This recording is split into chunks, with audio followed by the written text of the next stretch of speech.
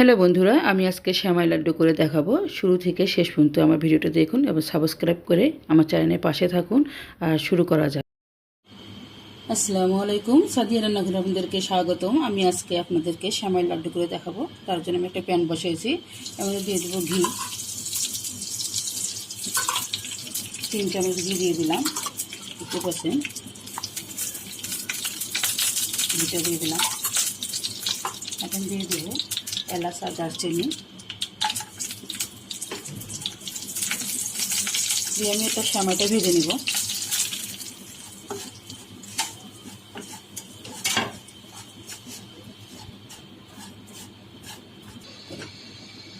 এই পর্যায়ে আমি 2-3 মিনিট ভেজে নিয়েছি। নেওয়ার পর একটু নারকেল কোড়া দিয়ে দেবো, দিয়ে আরও 2-3 মিনিট ভেজে নিব। ভেজে নেওয়া হয়ে গেছে। 5 থেকে 6 মিনিট আমি ভেজে নিয়েছি। আমি দিয়ে দেবো 1 কাপ চিনি।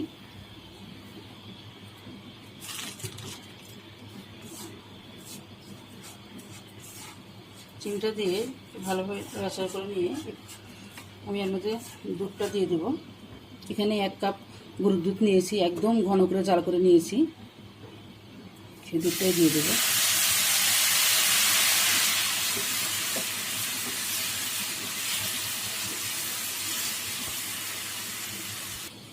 দিয়ে দেবো সামান্য একটু লবণ মিষ্টির ব্যালেন্সের জন্য, আর দিয়ে দেবো ফুড কালার।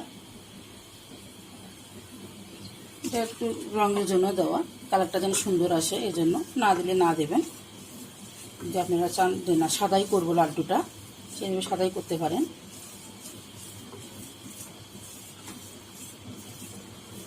ভালোভাবে মিশিয়ে নিতে হবে, একদম ভাজা ভাজা করে নিতে হবে।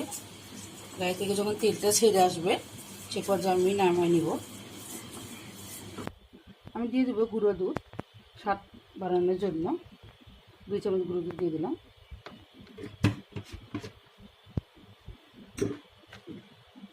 এটা নাড়াচাড়া করে নিব। এখন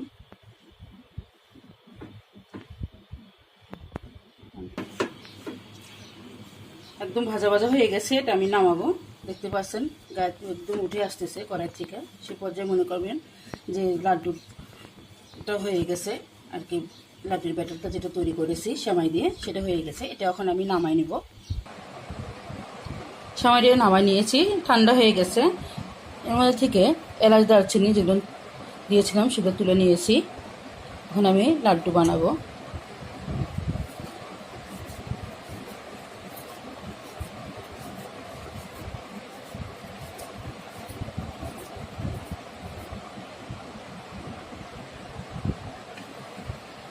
সবগুলো লাড্ডু আমি বানিয়ে নিব।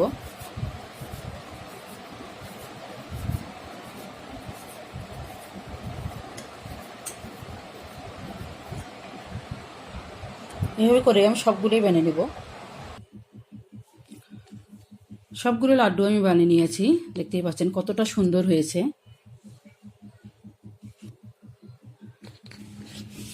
এরপর দিয়ে আমি গুঁড়ো দুধ ছিটিয়ে দেবো। আমার এই লাড্ডুর রেসিপিটি যদি আপনাদের কাছে ভালো লাগে অবশ্যই লাইক শেয়ার কমেন্ট করে দিবেন, একটা সাবস্ক্রাইব করে দেবেন। যদি আমার চ্যানেলে আপনারা কেউ নতুন হয়ে থাকেন অবশ্যই সাবস্ক্রাইব করে দিবেন আর বেশি বেশি শেয়ার করে দিবেন।